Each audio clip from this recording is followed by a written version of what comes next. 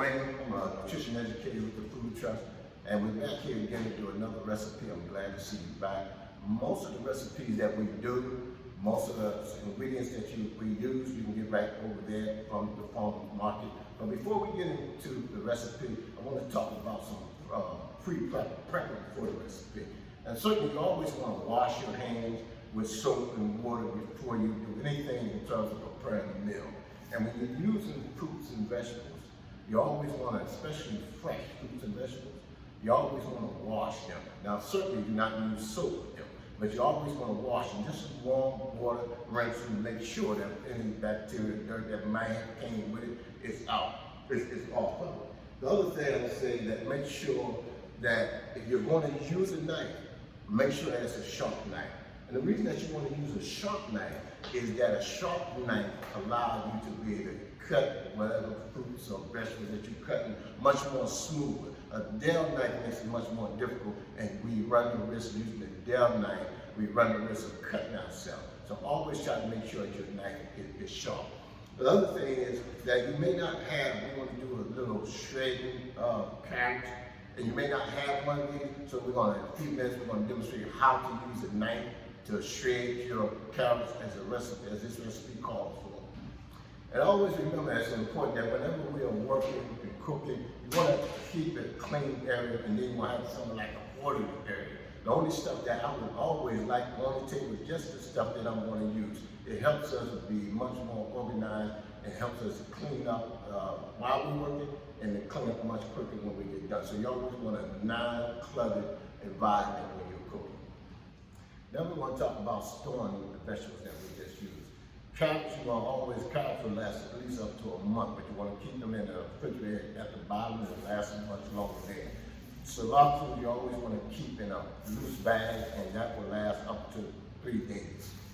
And then of course tomatoes, always put tomatoes, when you use tomatoes, you want to keep them on the top of your counter at room temperature. It'll last a good 3 to 4 days up there in that. Onions, you never want to put onions inside of the refrigerator, because once we put onions in the refrigerator, the onion will begin to spoil. Not only will the onion spoil, but it begin to contaminate the rest of the food, where the rest of the food will start to smell like onions and may even taste like onions. And then of course, the last is corn. Corn, as long as it's in the husk, you can keep corn for up to 5 days as long as it's in the husk. But once we peel it, and it's like this here, we have roughly like 2 days before it begins to go bad on it. So always when you peel it, you have 2 days, and you want to use it immediately. Today's recipe is raw corn salad. And what the recipe called for is, as you see, tomatoes, red onions. You can use any other kind of onion, but the recipe called for red onions, cilantro, carrots, and then of course oil, vegetable oil, vinegar, and then we use a little salt and pepper for taste. Now what we like to do is go into showing how we actually prepare this. We left a little demonstration so that you have an idea of what it will look like. We cut the corn off. With the corn, of course, certainly you want to peel all this off. And as you peel all this off, you want to remember always wash your fruits and vegetables before you actually prepare them. It's always good to do that, even with the skin off. So once you peel the corn, stop off. You can use, we have here a knife, and remember, as we said earlier, if you're using a knife, make sure that the knife is sharp, because if the knife is not sharp, it's going to make it harder for you to cut, and that puts you more at risk of cutting yourself. And when I cut corn, I always like to cut it. Whenever you're cutting things that's movable, you always want to cut the head off. Because what the head off does is allow you to be able to hold that. And watch your hands. It's all right if you lose this much.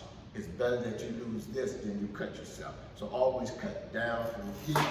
And as you cut down from here, you go all the way around the corn. And you want to go in just a little, push it down, and it'll come. And what you would end up with, again, is what we have here.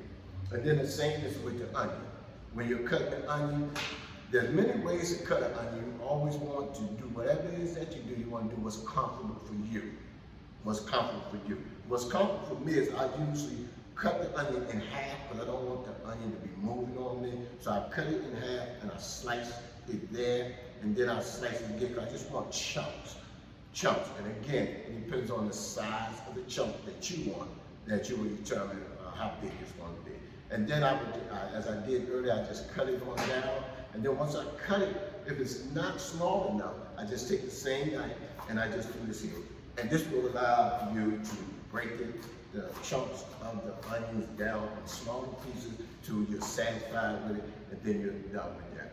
And then the same is with the carrots. Now when you're doing the carrots, if you do not have one of these at home, then you want to use a knife. But again, if you want to use a knife, you want to be very careful in doing that. But for this here, we'll demonstrate, you just want to do this here to shred the carrots so that the carrots be real fine, but they don't be too big. They be in harmony with the rest of the stuff, size-wise that you make. Okay?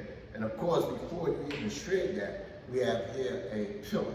And this is what we did. We want to peel the carrots before. And we can wash them before you peel them, but you want to peel them and just simply go down the carrots. Go down the carrots slowly like this here until you determine the size that you want, and then that's good. Now once you have done that, then you take the same thing with your cilantro. What I do with that is I cut the head off. Let me demonstrate here.